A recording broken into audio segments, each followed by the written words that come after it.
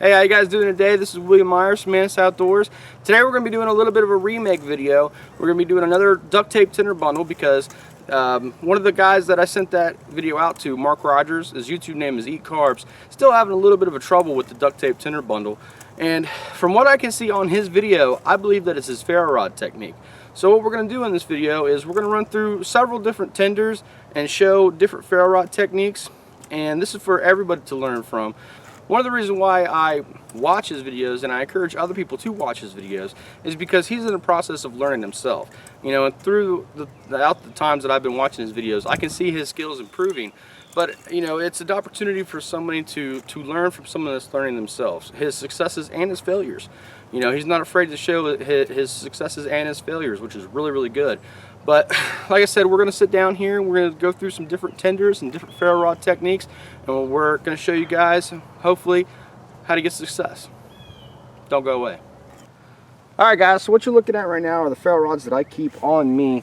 I'm sure you guys are really familiar with some of these at least. This is the Light My Fire, which always is on my main knife. This is the Strike Force, which I keep in my haversack. And this big old 1/2 inch by 6 inch is always in my belt pouch. So at least I have 2 ferro rods that are on my body at all times, and then 1 in my haversack. And the reason why I like to keep this in my haversack is because it contains Surefire in the back, which is Mini Inferno. Alright, so what we're going to do right now is we're going to go through some different tenders and show you guys some different ferro rod techniques for those tenders. And I think what we'll start out with is the Mini Inferno, which what I would call in my mind definitely Surefire. Alright guys, well, this is my little fire kit, little tin that a buddy of mine gave me. I like it a lot, pretty cool. Just keep a wet fire in here, a nice premium piece of chaga, a lighter, and then I got a lens from an old pair of binoculars in here. Works really good, and I keep it in that pouch, keep it safe from scratches and things like that. But that's that little fire kit. I'll drop that chaga down here. But what I think we'll do is we'll start out with this stuff here from my fire kit. And I just keep this in a piece of old cotton so I can use this cotton for charring. We'll go ahead and show you guys these little Mini Infernos. Light them up, and you don't need the whole thing. You only need is maybe 1/3 for a good fire. So we'll cut this down to size and show you guys some techniques for it. Alright, so I'm just going to take this little Frontier Valley here, and I'm just going to cut maybe, like I said, 1/3 of it off. You really don't need all that stuff. This is so compact and compressed, and it has you know, I'm sure there's kerosene and other waxes and things like that. I'm not sure the exact formula. I don't think anyone is at this point. But this stuff burns for a really long time. So one of the little Mini Inferno should last you at least 4 or 5 fires.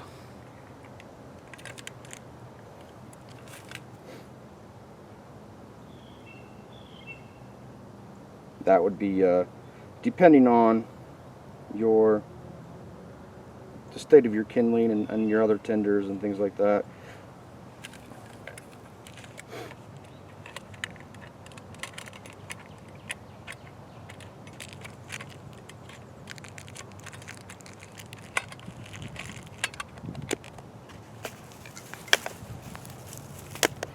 Alright guys, so what I do is I'll either take my knife or the striker, just kind of get in there and bust some of that up, fluff it up really nice.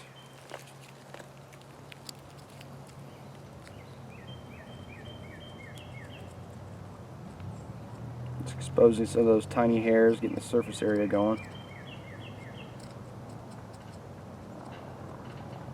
That should be plenty. And you know, 9 times out of 10, I think I like the Strike Force, but sometimes it can be a little bit cumbersome. So I only use it when it comes to like Surefire techniques. But what the technique for this is, you don't even have to pull this away like this, or you know, sit here and pin it down and pop sparks like I do sometimes. For this, all I'll do is what I call the feathering technique, and I just put my thumb on the striker or the knife, what have you, and just kind of feather a strike down, just pushing a strike down just like that, just with the top of the ferro rod right here. And the reason why is, you'll notice from my ferro rod there's a little dip right here from using other techniques. If you're using the feathering technique, just kind of feathering sparks off the top there, you're only going to wear this area down right here, and then you can advance up the ferro rod. So obviously, as you can see, that that mini Inferno it's going to burn for a really long time. It burns pretty hot too. Really good for emergency fire, or just when you're not ready to play around with any other technique. You just want to get a fire going, just use that stuff.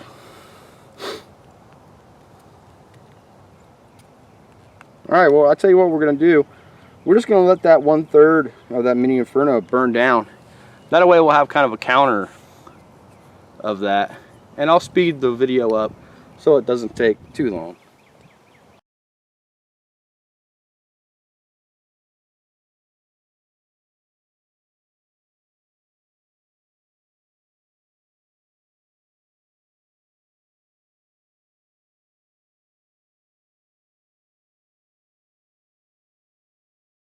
Alright guys, so that seems like it's out.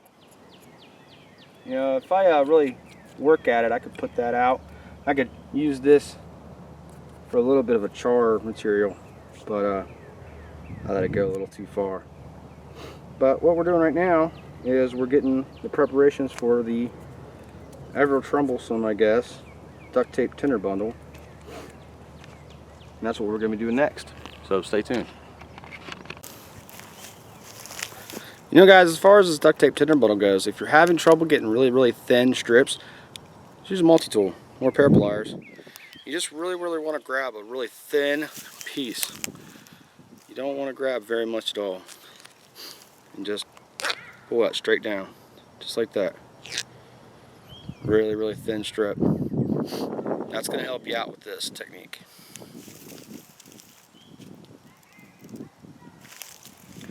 Alright, well, I'm going to get the rest of this finished up. Be right back with you. Alright guys, so we got another duct tape tinder bundle going on here, and this is Gorilla Tape. And just the same with the other video there, definitely want to use some kind of a stick or something to, when you're playing around with this technique, because you don't want to get burnt. This stuff will turn to liquid napalm to really get you. But we'll stick that, say right about there. Alright, so with the last technique that I showed you, where we can just really get in here and kind of feather a spark off the ends right here, that's because that mini Inferno can take a spark really well like that. This this duct tape isn't going to take a spark that well. What we're going to need to do is drive as much material off of our ferro rod as possible. And what I see a lot of people doing is when they're trying to use this technique is that they're not stopping, like say right about here. They're just going all the way in and they're bumping their tinder bundle. Even if they do get a flame, they're just going to put it out with their fingers. And I've seen that a lot actually. So what we're going to do is we're going to go ahead, show you this technique here. And what I do is I take my ferro rod, pin it down, and then I drive a sharp, with a lot of downward pressure, downward this way. And what I do is I'll stop right about here. And the point of this is just to kind of throw a spark, just like that. And I want them to go in the same exact location every single time. And like I said, I'm not smacking my tinder bundle. So let's try to get this lit up.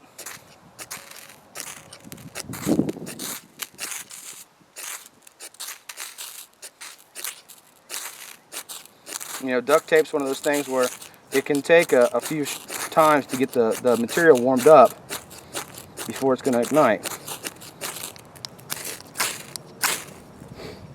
Let's try a different position here. That's not a very good one. That should do us a lot better there.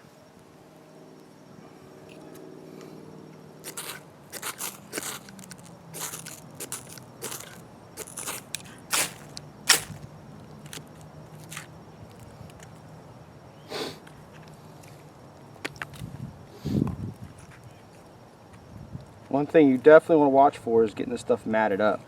You need to expose the fine hairs and get a lot of surface area going on there.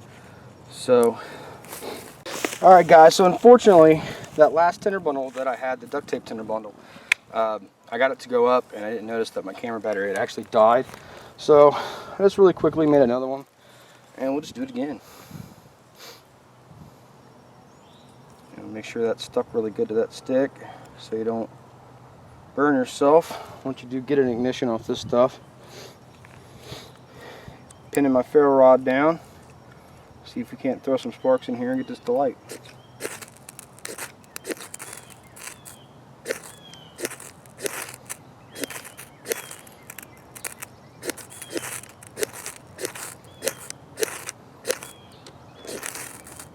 There we go. It takes a couple times. You know, this is what's called an emergency tinder. You know, it's not exactly designed to do this stuff. So it's going to take a couple strikes at least to get that stuff warmed up and to get a combustion, sorry. But once you do, this stuff burns for a pretty long time. And you get a nice decent black smoke out of it too, so it can't possibly be used for signaling as well. But the technique does definitely work.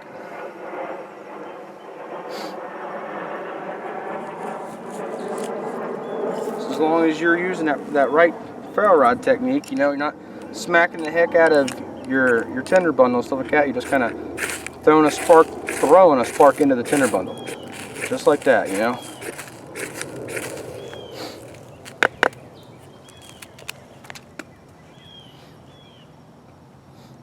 Yeah, as you can see, that burns for a really good long time. So even with marginal tinders and kind of damp tinders and kindling and stuff like that, this is going to really help you get a fire going. See that nice black smoke rolling off of that. You know, not only is that smoke, you know, visible, that smoke smells as well. And somebody walking through the woods, maybe walking their dog or something like that, and you're lost in the woods, you don't exactly know where you're at, but they do. And maybe you're in a new area, they're going to smell that smoke. And that's going to possibly draw them to you. You know, and then they'll be like, oh yeah, well actually you're only about 1.5 miles off the trail, which happens a lot. People getting lost and only being 1 mile, half mile off the trail. Very common. Alright, so the last technique I'm going to show you is for what I like to use for bird's nests. You know, bird's nest tinder bundles and stuff like that. Got a piece of green in here I don't want. But anyway, what I like to use, the technique that I like to use for bird's nest is like a shower of sparks. And what I'll do is I'll hold my hand against it and just pull. And I just really want one big huge shower going right there. So again, I'm not touching my tinder bundle or smacking my tinder bundle. I'm locking my hand in and just showering sparks down as much as I can. So let's try to get this lit up, see what happens. There we go. One strike.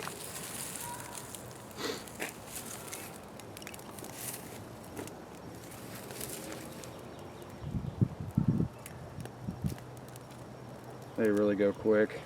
Oh, that dead grass that's in there.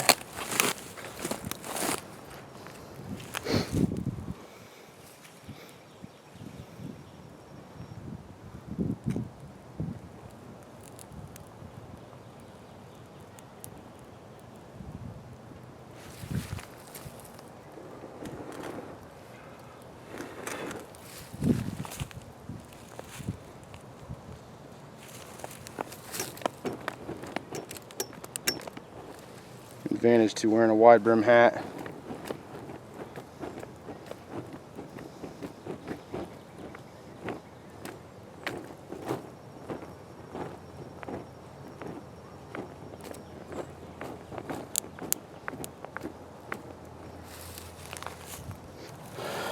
Okay, so let's review what we've seen here today. The 3 ferro rod techniques that I use mostly are, like I said, the feathering technique, where I'll just kind of feather strikes off of the top. And then the next one will be where I kind of just pop a spark down. And like I said, again, I'm not going all the way down. I'm just going maybe 3/4 to a halfway down. And that's going to pop a spark to where I need it to go. And the last one would be where I'm pinning my fingers down and just pulling up on that ferro rod to get a spark. And those same techniques will go for pretty much any ferro rod. as long as it's a really good ferro rod.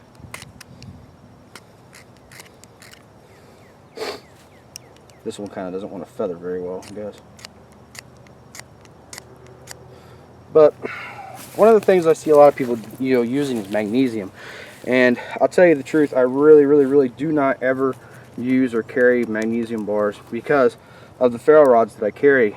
They're pretty high quality ferro rods, and if I really need to, all I have to do is just kind of scrape down my ferro rod just like this, without catching a spark. And you can kind of see what that did. It's really slowly, without trying to get it to spark, which it seems like I'm not going to be able to do. There we go. Really slowly go down the ferro rod and just chunk off the material that I want. Put it in a pile right there. And then I can get that stuff to go just like a mag bar. This is full of magnesium. Iron ferrites and magnesium and other precious metals.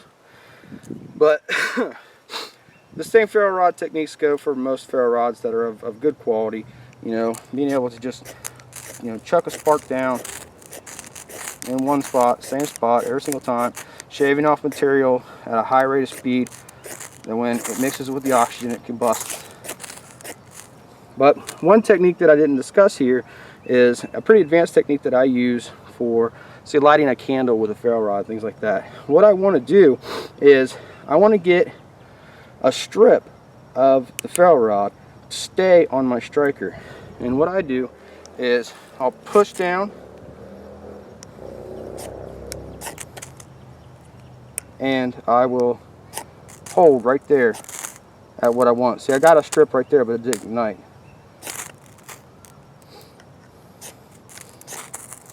There you go. You see it bouncing. So if I put a candle right here, and you can see it bouncing off my ferro rod, I can light a candle with my ferro rod. Just like that. I actually burnt my finger too. So that's just another technique. I guess I should have brought a candle with me, but I don't have one with me right now.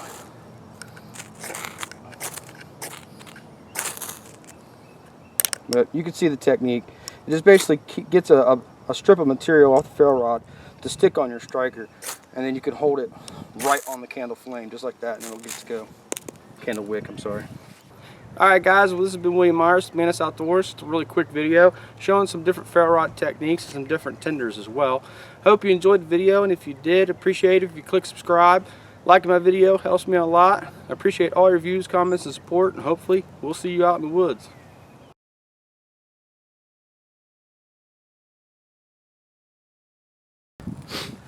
Alright guys, well, this is my little fire kit here, a little cool tin that a buddy of mine gave me. I like it a lot. But I just keep a lighter in here, a wet fighter,